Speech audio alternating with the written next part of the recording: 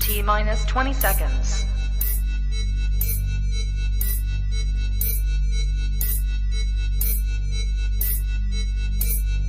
10, 9, 8, 7, 6, 5, 4, 3, 2, 1, 0.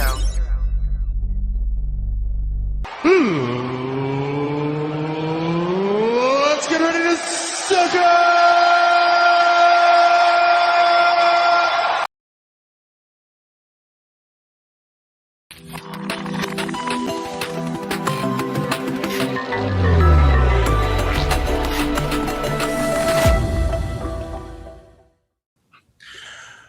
Hello and welcome to the first edition of For the Franchise Fantasy Sports Podcast. I am Rocky Brown. With me, the voice of Slinky Dog in Toy Story, Mr. Kraken. How you doing tonight, Mr. Kraken? That was Jim Varney. Oh, that Jim was Varney. the voice. Ernest. It's not me. Yes. Ernest goes to school. Or John Cena. Or John Cena. They look the exact same. Look it up. Look it up. Well, yeah. Okay. Let's get into it. Some breaking news today. We're recording this on Saturday. It's going to drop Sunday for you guys. But on Saturday, it was announced that Mike Soroka re-tore his Achilles tendon walking to the dugout. He will be out for the season. He's going to have to get that repaired again. So, fantasy implications there. What are you thinking, Kraken? Don't ever pick him up again. He's never playing baseball again. I don't think he's playing baseball again. I don't think he's going to. 2 tears in, what, now 13 months, 15 months? Not good. It's not. It's hard enough to do it once and to come back in any sport, let alone twice within a year, and then try to like. Especially, it would be different if he was playing a different position because you have to push off on that Achilles and use it every time, and then you land and you have your rotation and your torque when you throw. It's gonna be extremely difficult to have a twice repaired Achilles and do that motion all the time, especially when you're throwing 96, 97, 98 miles an hour. I mean, if he's going to end up being a guy who's going to be just a junk baller, maybe a little bit different, but he's not going to be the same pitcher. And I remember before the season, there were a lot of the experts saying that they were more concerned with someone like Dinelson Lamet for the Padres with his arm injury. They weren't concerned with Soroka because of his leg. I was trying to buy Soroka because they were saying this. I was still concerned. I didn't see how, they were more concerned with the arm than the leg. Glad that Jeff didn't trade him to me. Well, here's the thing. We'll switch sports too. Brees and Culpepper. The Dolphins were going to sign Drew Brees and went with Culpepper instead because a shoulder injury to a pitcher, and just like a shoulder injury to a quarterback, can seem like it's a monumental thing. Mm-hmm. Like it's going to be the hardest thing to overcome. Dante Culpepper never recovered from that ACL tear. Drew Brees became Drew Brees. Yeah. Dinelson Lamet has looked like Dinelson Lamet when he came back. Yeah, Mike Soroka came back and tore his Achilles again, walking to the dugout.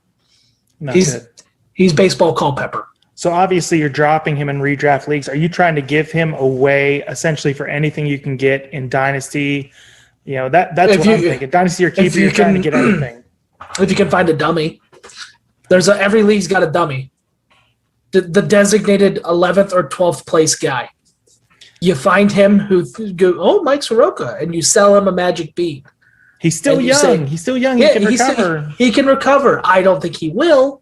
That's a personal opinion. But if you can sell that bean and maybe get somebody who is in the minor leagues right now that somebody has stashed, like a Vidal Brujan or something of that nature who plays like a middle infield, because that's where you're seeing these positions now, like Tatis, that are extreme power guys that normally weren't.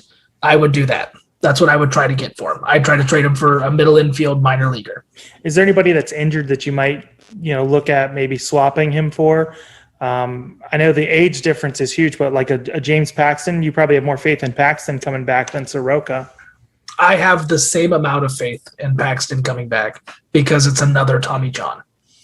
And that's tough. Like once Tommy John, shame on you. Twice Tommy John, shame on everybody. Shame on everybody. But seriously, like I love James Paxton Jr. I love the Moose, but that's so tough because the amount of wear and tear on your body anyways from just throwing in an unnatural motion, it's a lot to handle. That's why these guys need that offseason to recover. So you do it twice, it's going to just be just so bad. I mean, injury-wise, if you could try to work out trades for somebody like maybe Brandon McKay. That's what I started thinking. Brandon McKay, I do injury, like younger. Brandon McKay. Yeah, that makes sense. I mean, if you're going pitcher route, if you're going like fielder route, I would try to see like minor league guys off the top of my head that I'm thinking of is Matten from Philadelphia. He came up, was kind of flash in the pan real quick for when Didi again right now too. Yeah, when Didi went down the first time, he came up and he went like 5 for 10, and then his next stretch was like 7 for 14, and then he didn't get a hit in 24 at bats. But he has that pop. Nick Williams is another guy that they have in Philadelphia that came up. His first major league hit was a walk-off home run. Like these guys that you might be able to be like, hey, did you have him? Like, I'll give you, like, he's got potential to come back. You might be able to stash him and store him for a little bit. Maybe Verlander. Maybe see if you can convince somebody to trade you a Justin Verlander for Mike Soroka. That's actually not a bad idea. I like that. And who knows where he'll sign next year. But, yeah, I think there's not a lot of faith in Soroka coming back. Our original top topic that we were going to talk about before the news with Soroka hit, something that's near and dear to your heart, isn't it? Substances, pitchers using substances, not other substances. Yeah, not bad. No, listen, he's not. Yeah, illegal in sports substances, not illegal in real world substances. Because there's a lot of talk of it right now. A lot of spin rates are dropping. Are you overly concerned with the spin rates dropping? I'm a little concerned with some guys that we'll get to later, but are you overly concerned with it? I think it creates a more competitive playing field where you're not having this A-list of 7 guys and then the second tier. I think you're just going to have what the new top tier is, which will be probably about 20 to 25 guys that are kind of all around the same. And then, 2 through 25. And then Jacob deGrom at the top because nobody's better than Jacob deGrom. Yeah, I think that's the guy that I have the least amount of worry for is deGrom. Just injuries. That's it. Just watching for his injuries. I mean, I think it's odd, though. I digest a lot of sports information. I'm constantly reading the rankings and everything else. One guy that's not falling, he seems concerned himself, Garrett Cole. He's not falling in the rankings. He's consistently listed 1 or 2, especially in points leagues, which we play in. And his body language, even in interviews right now, he's saying he's concerned. That's because he was using Spider Tag, where I think what you're noticing and you're seeing reactionary from these people is that the ones who are overly concerned are the ones who are using the stickier substances. And I like Tyler Glasnow. Don't get me wrong. However, his reaction to what was going on made me go, that's not rosin, that's not sunscreen. He's concerned because the stickier stuff's going to get you harder. The reality is at some point they're going to have a legalized substance in a tin on the back of the mound beside a rosin bag. It's just the reality. It's going to be the compromise that goes between the PA and the league. It's the smartest thing to do because you go, hey, you can use rosin already. Rosin on sweat turns into basically like you're touching two-sided tape. Trevor Bauer has a video up about it. Just sweat and rosin. Goes like this on the ball, picks it up, and the ball sticks to your palm. That's what rosin does. Sunscreen will help that as well. Yeah, I thought the Glasnow stuff, I mean... His reaction was a little bit odd for and he was somebody that a lot of people, he was falling in drafts, preseason because the injury concerns. Yeah. So when he was injured, I didn't immediately think, oh, yeah, he was using now, he's gripping the ball harder. I just thought, this is something that could have happened all along. So it didn't really surprise me all that much. Well, what you're looking at, too, and, you talked about near and dear to my heart. When I would catch, I never used stuff when I was pitching. I threw hard, but most of the time, don't give me that face. When I threw a lot of knuckleballs, and you know that too. Like you don't want to have sticky fingers the fact that Mickey Janis got examined in that game to see if he had sticky substances when he's a knuckleballer, which would increase the spin rate on a pitch you want 0 spin. Yeah. Manfred baseball. However, these guys that are doing stuff, when I played, I never had to use it because I was throwing a lot of knuckleballs. It didn't want to stick to me anyways. I had pitchers who, when I was catching, needed a little bit of help. I never used spider tack or things like that, but I would use things like sunscreen, put it on my gear. I would have things like rosin, biofreeze, stuff that like is going to help with feel. And I think what people are forgetting is what you're looking at is Magnus force. That is the resistance of an item going through the air. What happens with that spin rate? An average 92 mile an hour fastball, your RPMs is between 1,800 and 2,400 because it's not going to affect the speed that much, but it's going to affect that movement through the air. So these guys that are dropping underneath that threshold of about 600 RPM, those are the guys you're going, hey, there's something a little bit different with this fastball. What was he using before? Yeah. There's a difference between grip to keep within that normalized area of Magnus Force RPMs. And there's stuff that goes above. Garrett Cole is one of those guys that you're seeing that was way above. That now that he's not using anything, you're seeing these RPMs just continue to go down. That's because he's not having the same type of grip on the ball. And that's why you saw a guy like Garrett Cole go from Pittsburgh to Houston, where they've known to do stuff not really by the book. I don't agree with that. Come on. You can throw that whole idea in the trash. Oh, gosh. But he became a different pitcher. Yeah. It's not video mechanics looking at stuff. It's the stuff that they were using and what he learned to use. There's a few, looking at data, because, I wanted to, I try to do research, especially coming in here, and I was trying to, find a connection between people and rates dropping, and, kind of stumbled upon some information about Japanese pitchers, how in the NPB, they come with the balls already pre-stuck, sticky balls. So I'm a little concerned about the Japanese pitchers moving forward. I've got a bunch of them on my team, unfortunately. Mm-hmm. I'm still a little concerned. So far, I'm, not super concerned with Bauer because the strikeout rates are still coming in. I've been following Kikuchi and Ohtani real close. They looked pretty good both their last times out, but I'm a little cautious to see what happens moving forward. I think with those two, you are going to see the fact that they've adjusted to the American baseball. I'm concerned for ones that will be coming over and having the right spot in the future. Mm-hmm.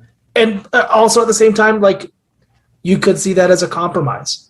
Their collective bargaining is coming up. I wouldn't be surprised if you saw something like a Japanese style baseball in Major League Baseball where it has a little bit of a stickier outside to help with grip. I wouldn't be surprised if, like I said earlier, you saw a legalized substance like a rosin or sunscreen, something that they can concoct to give everybody and be like, you can use this. Everyone has the same advantage. I would be surprised to see that too. But if they don't, if somehow Rob Manfred messes this up like he did with the Houston Astros punishment, which is a very high chance of that happening, if he does, I would be concerned about anybody coming over that uses a different style of ball to have to use an American style ball and have to deal with the situations that pitchers are dealing with now.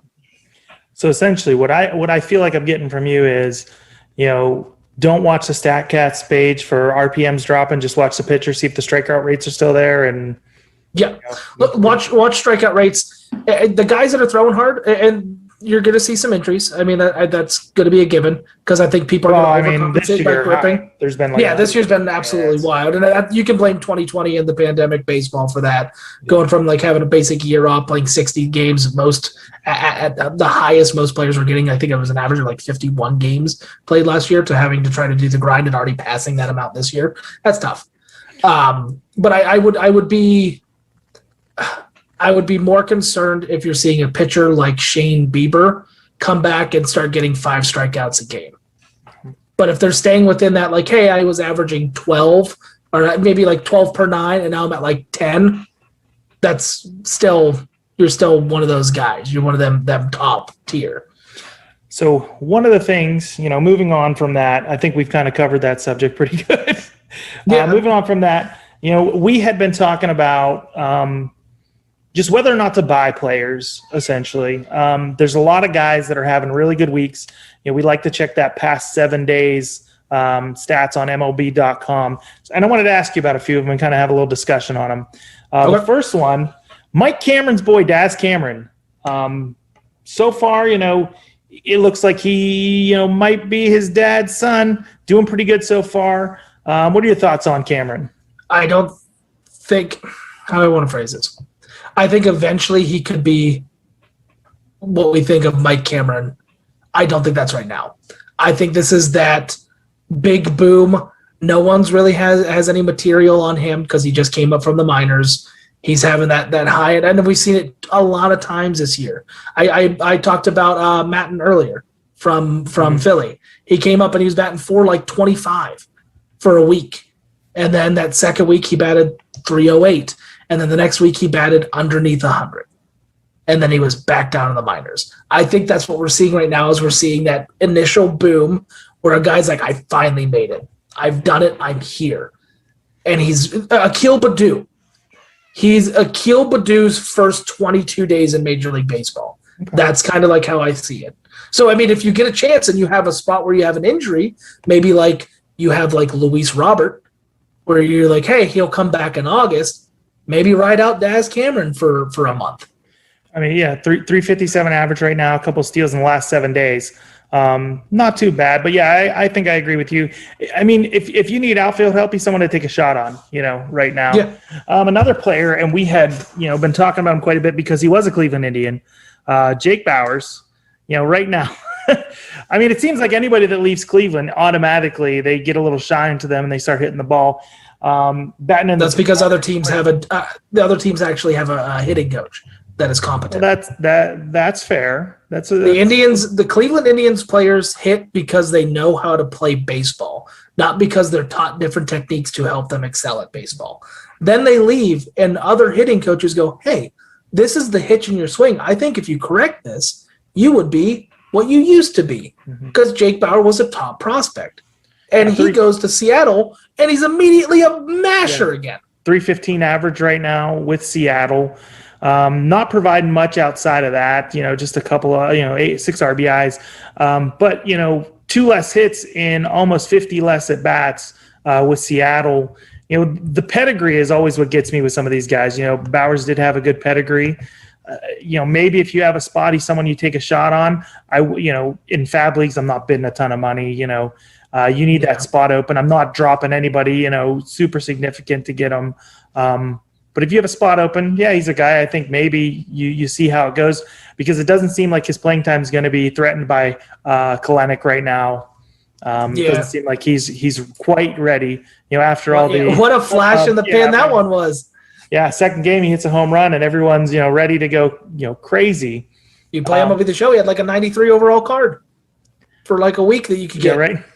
And then everyone's like, oh, he's batting .91. Well, speaking of MLB The Show, that's a good segue into a guy on my sell high list that came up this week and in his first game hit a home run, Wander Franco.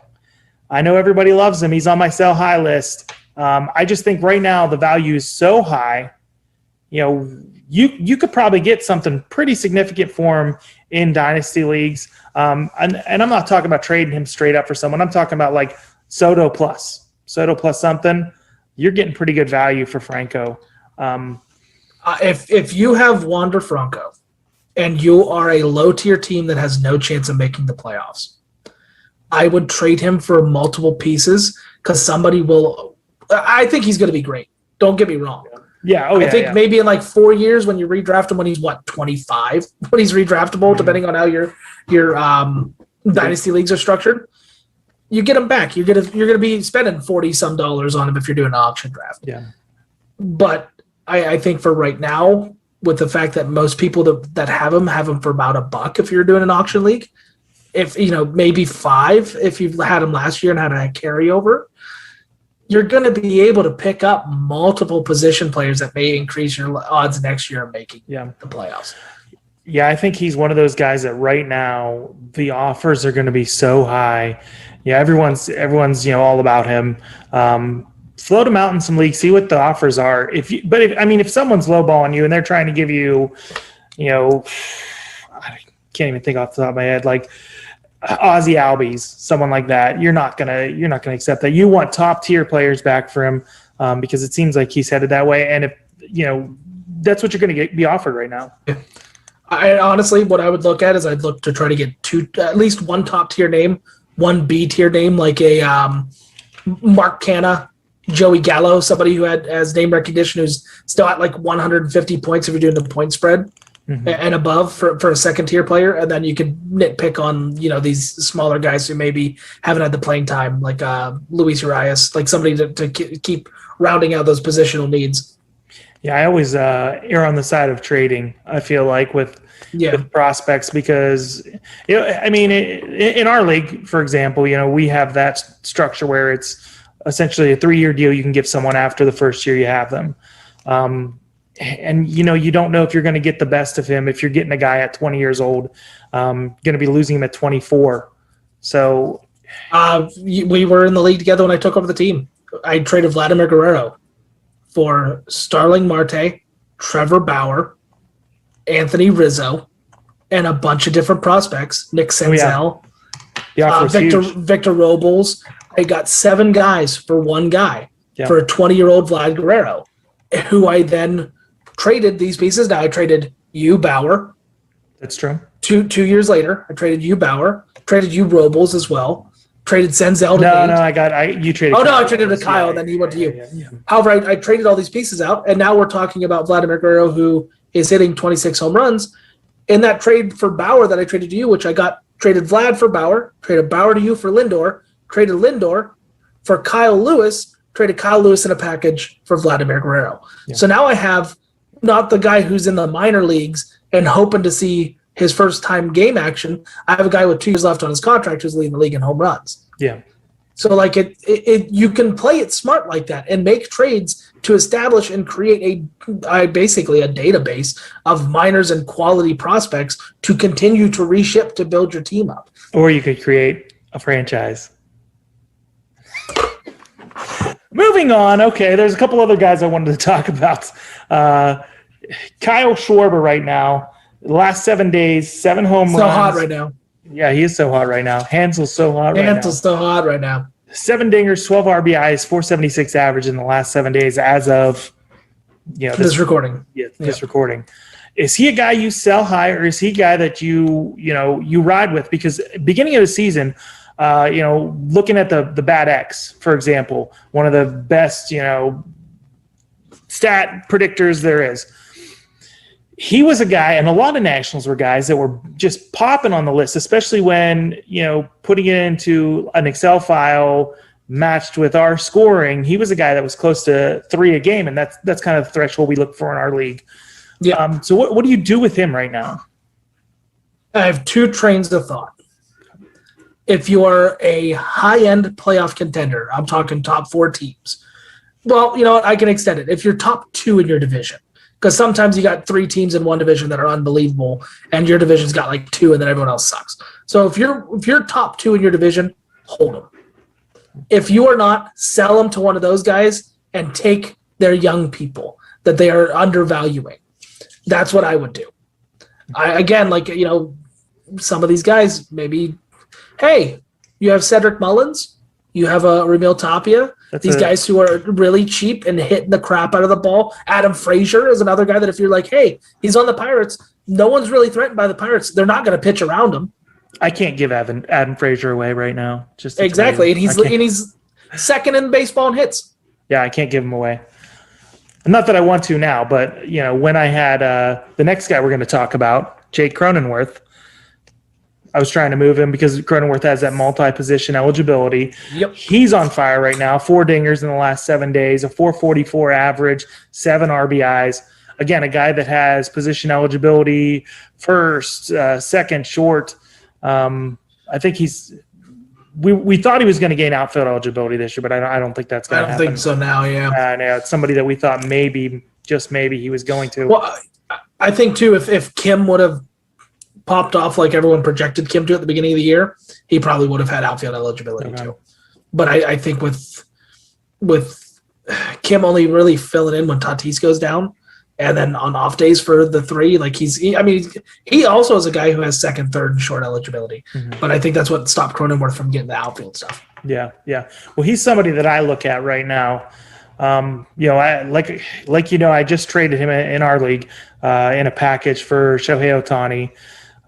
I mean, with Cronenworth, I'm probably looking maybe, if I don't have him, wait till he cools off a little bit and maybe try to get him. Because that multi-position eligibility, his StatCast page, I know the last time I checked it was popping. Red across the board, it seems like. Yeah. But yeah, I think he's a guy that, whoever has him right now is probably really excited. He's hitting dingers. That's not the type of guy he is. I think he has 10 home runs on the year, but we know that's not the type of guy he is. He's more of I feel like a bench piece that, in a pinch is your second baseman. I think his age is a big one, too, that you're going to factor in with him. Isn't he like 25, 26 already? 27? I think he's in that age range where it's like, hey, it's kind of crap or get off the pot. Yeah, I wouldn't. I'm not even going to take a guess because my mind went to 28 and I don't know why. 27. 27, okay. So yep. 27 So he's years old. Already an older guy. So people, that's another one that people might be just overreaching right now and thinking like, oh my gosh, look, he's on the Padres and he's doing all this because the Padres are the most interesting team to watch in baseball. Yeah. So you may be able to get somebody to buy in on that, but also just have the reality that next year he's 28 and you're going to see that baseball prime. You got 28 through 31 if you're lucky. Like that's going to be your twilight of your Go to the Dodgers and then just start smacking home runs. Yeah, unless you find the fountain of youth. I mean, but I like his spot in the lineup too, on a very good lineup, and that's sometimes you gotta look for that. A guy that under the radar, you might be able to even still get him cheap right now. Honestly, in some leagues, I know in our league probably not, but some leagues you might be able to get him cheap. A guy that maybe an owner is frustrated because he has him on the bench quite a bit. He's going off right now.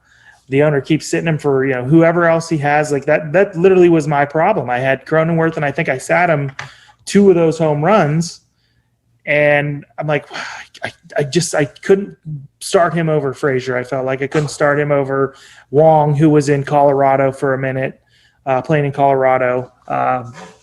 So yeah, I think he's somebody that's still potential buy low. Yeah.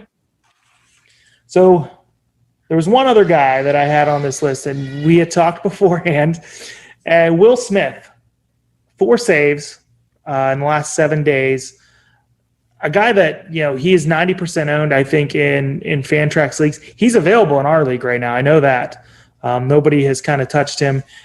I'm pretty sure he's got some availability, elsewhere. Are the Braves turning things around? Is he somebody that you can look at? To pick up right now? I think his ERA is down around the 3.5s now, if I'm thinking right, after it was ballooned earlier in the season. Here's my difficulty with the Braves.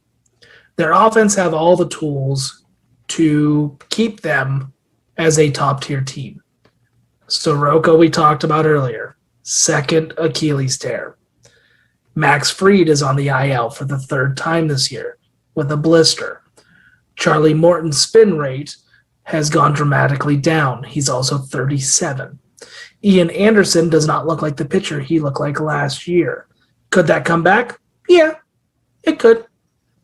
But when you talk about those top 3 options that you usually have in your rotation, being all oft injured and frankly just old, Charlie Morton, he's had almost as many negative games as he's had positive points games. Until the last week and a half. In our format, yeah. Well, yeah. Well, just in general, if you're playing and your main concern is not giving up runs and getting strikeouts, that's not what Charlie Morton's excelling at this year. It's not Houston Charlie Morton. It's not Tampa Bay Charlie Morton. This is the new and unimproved Atlanta Braves Charlie Morton. I don't trust that rotation to get them to a spot where they're going to have Will Smith as an available closer, because either the offense is going to go off and you're going to see that other team kind of swelter down and defeat, and then they're going to win by 5-6 like they usually do, or you're going to see them have a starter go 3 innings and be a full bullpen game, and then if you use him up as well, they're going to have no bullpen options, and that's going to be one of those things that they're constantly having to move pieces to re-get arms. That's where my concern is with the Braves, because there's already been too many injuries. I like him. I like Will Smith. Don't be surprised if you see me pick him up. Maybe move an arm and pick up Will Smith later on today. Big Willie style. So that brings us to our buy low sell high. My buy lows right now are literally the Braves. I really like the Braves right now. Albies, Swanson. You say they're bussing? What? Well, they're bussing. Braves are bussing. I don't know what that word means. It means they're good. Oh, okay. Get with the times, man. Bussin' reminds me of like a bus driver is transporting kids to school and open the door, bussin'. Okay. Well, the Braves are bussin'. Whatever you say, but yeah, I'm looking at them right now because really, I feel like they're going to start getting going here. I don't think any of them have played to their potential. The big names I'm looking at: Freeman, Albies. Swanson, those. There's only one on that team. Big Ronnie is the only one that's played up to what you expected. Yeah, a player of the Braves to do. Yeah, and I loaded up on Braves in the one athletic league. Where you go? I mean, I guess Austin Riley, you could say, is also kind of. I think Riley's played above what I thought he was going to do this year anyway. Yeah. But I'm looking at those three as buy low options. Another buy low option I'm looking at. And I feel like this is a risky one, Trevor Story, because I do think he's going to get dealt out of Colorado. So you lose those Colorado games, but he's stealing a little bit more now. He's getting that average up a little bit. I know he just hit a home run as we were talking today.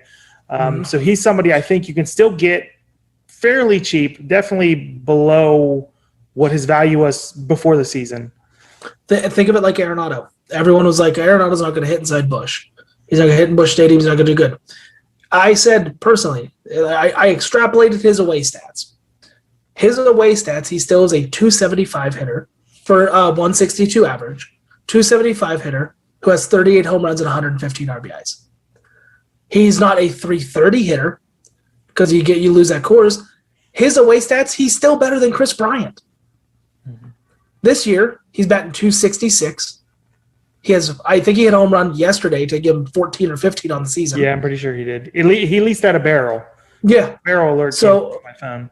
So Trevor Story is going to be a guy like that. If he gets dealt to a place where it's kind of more hitter friendly, Busch Stadium, like I know that the distance wise for home runs isn't a lot. Paul Goldschmidt hit one today that went 470, which is the fifth farthest in the third incarnation of Busch Stadium's history. You don't get the distance, but you have these ones that are wall grinders that go right over at 357, 360. If Trevor Story gets into a place like that, into an area like that with a smaller stadium, I think there's not going to be a dramatic decrease in his like regular average numbers. I could see him run more. I could see him steal more away from Colorado. Yeah. I think that's a possibility. I like him moving forward. What are a couple of your buy lows right now? I went pitchers. I was thinking about pitchers because I think, especially when you think about our Fantrax league, pitching's the premium. If you don't got pitching, you're not going to do nothing. Yeah. Well, I think that's any points leagues. Pitching's definitely king. Yeah.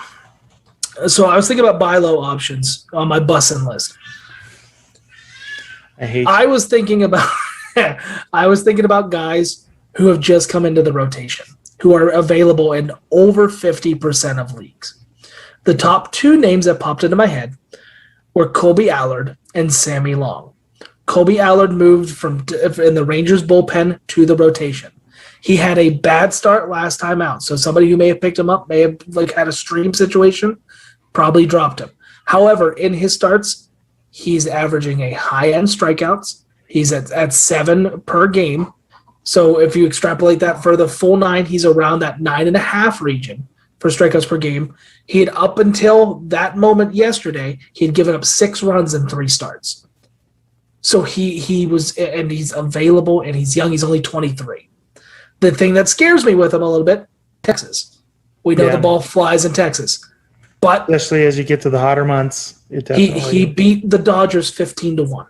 He had the offense behind him, and that is a potent offense. And they played in Texas, and he handled it pretty well. To play devil's advocate, the Dodgers did just get no hit by Zach Davies and a bunch of Cubs.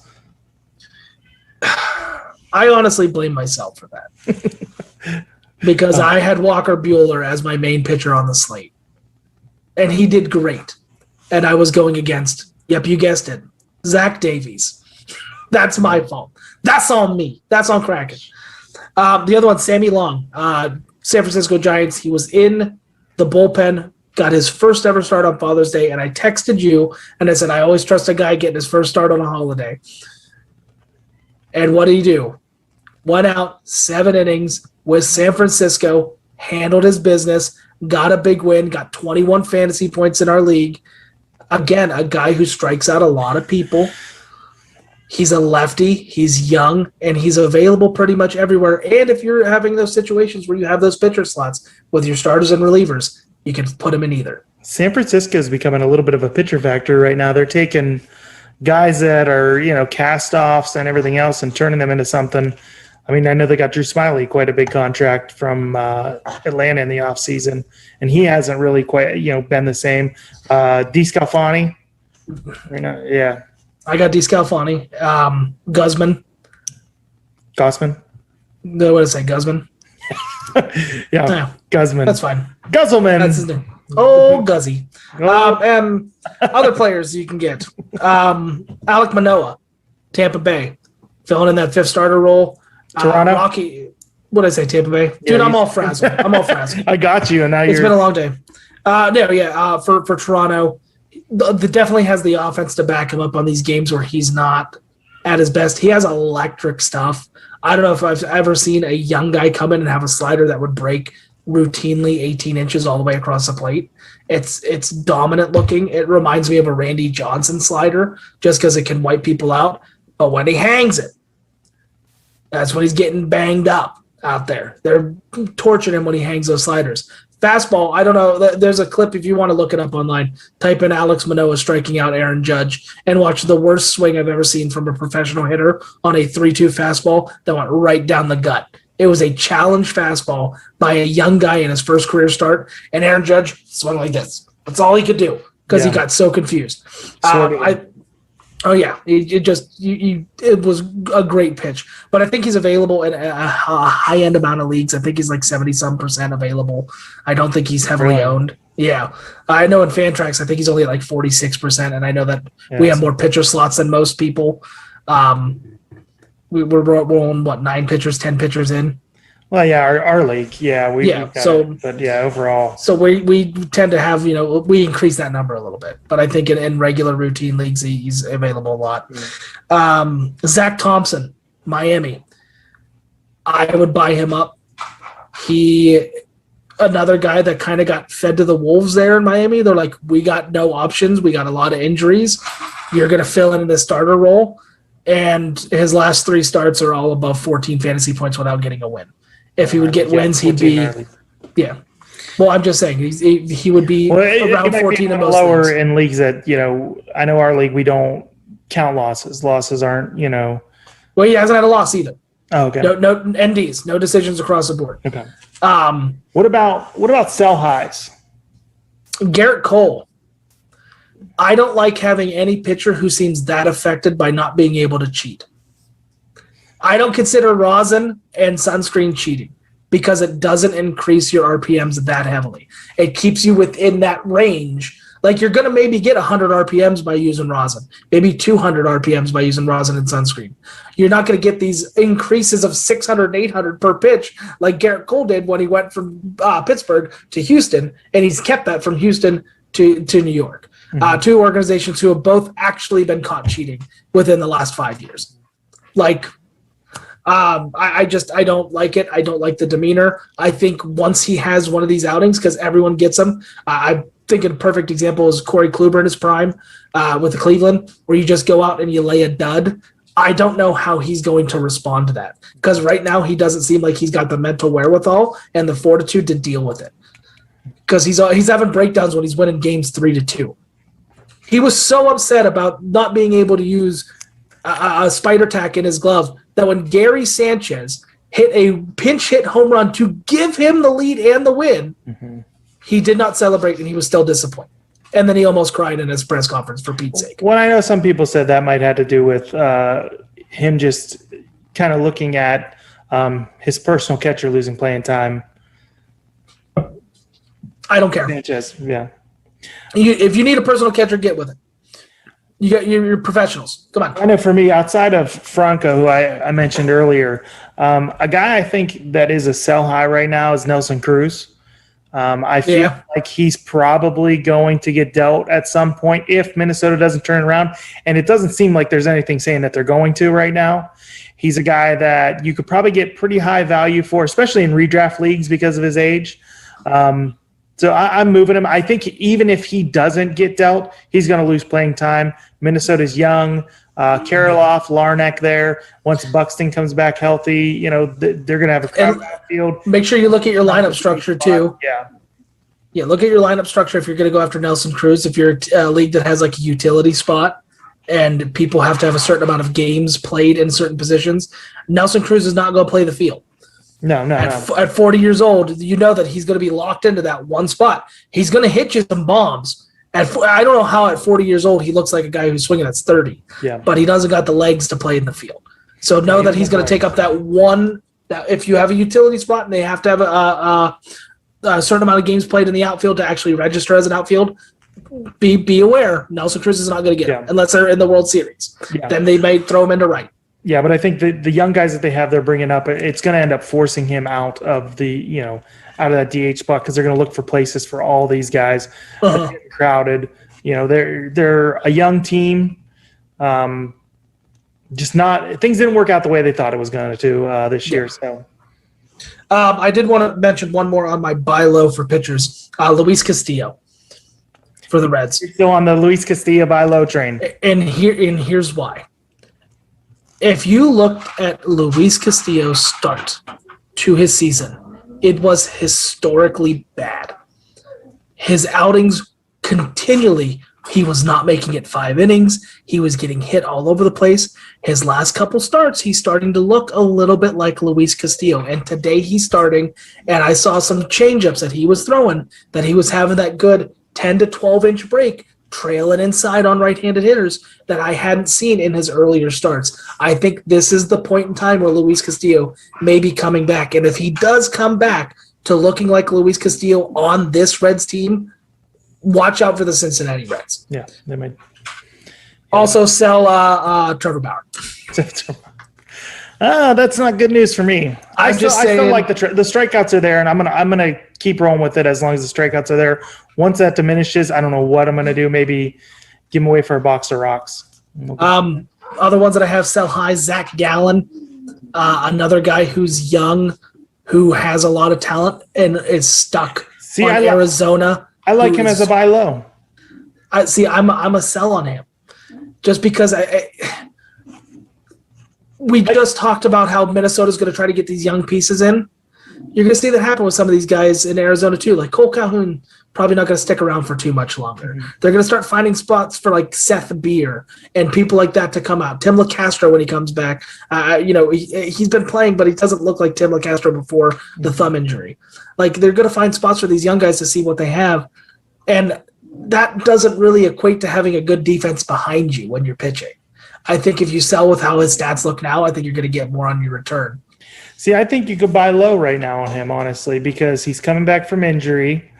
He's somebody that maybe somebody, wasn't waiting for him to come back. Maybe he was sitting on there in the IL spot. Guy wasn't waiting for him to come back. He's back. Oh, I don't have a room for him right now, or they aren't happy with the Gallen return, and you might be able to buy low on him. Yeah, you could. But I'm on the other end of that spectrum. I don't think Arizona is really, really, really rough, and you're seeing just the effects of them being really, really rough every day on fantasy sports. That's fair. So to wrap it up, one of the things I wanted to do was one thing that people should check out this week, anything in the universe. We kind of talked about that before. What's one thing people should check out? Kraken. Why don't you go first? Why do you got to put me on the spot every time? Oh, you didn't do your homework. You didn't listen to me. You didn't. No, I have stuff. Messages. Okay. I have like 3 things to recommend because it's anything I want. So I think one thing that people should check out, Final Space, the show on TBS. You can watch it on the TBS app. You can watch it on as your dog is clearly dying. I know. I'll be here. I'm listening. I'm still listening. He doesn't like my. He hates Final Space. He hates it. Oh my gosh, he really doesn't like that. Well, this is a first. Greg just gets up and walks away. All right, that works. Anyway, Final Space on TBS. You can watch on TBS or the HBO Max app. It's a cartoon. The graphics were a little for me, but overall, I thought it was really, it had some depth to it. It had a lot of heart. Definitely worth the watch. Kraken. I got two things. I got two that I'll do. The first one, if you have Netflix, Bo Burnham's comedy special Inside, I think is one of the greatest pieces of art I've ever seen in my life. It is a comedy special, written, directed, edited, all the music's by him, and it's done in one room in his home. And in January 2020, he wanted to make a comeback. He had stopped for 5 years doing stand-up comedy. All that. I know. I'm just saying he stopped doing stand-up comedy because he was having panic attacks. He wanted to come back, and then we had a pandemic. So he still had that contract with Netflix to do a comedy special, and he made this kind of documenting the last year of his life, and it was fantastic. 2, Apex Legends. I know you hate Apex Legends. The worst game.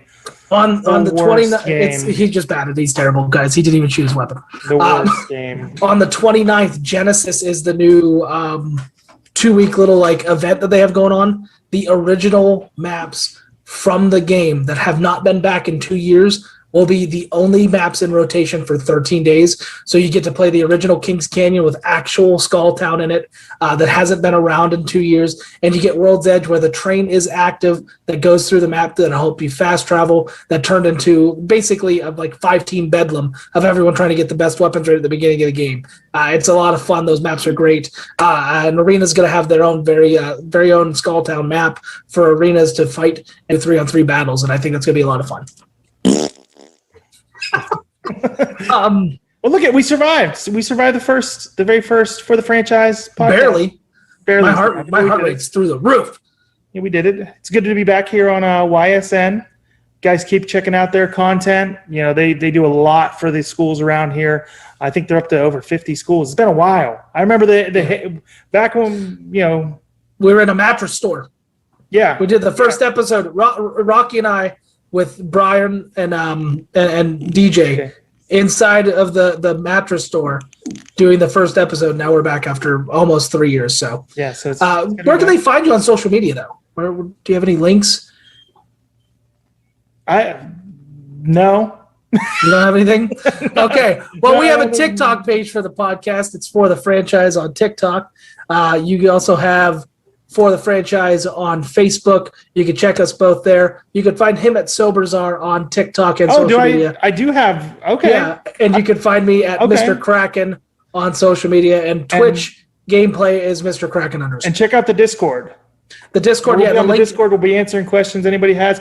We're going to have things set up where you can join a league. We're going to be starting some leagues of ourselves. I know that I've talked to our hockey guy Nate Norris. We're going to be starting up a fantasy hockey league for people. That'll be getting going here soon. It's in the early stages, so we're looking for active members. I think people that are going to talk, people that love sports.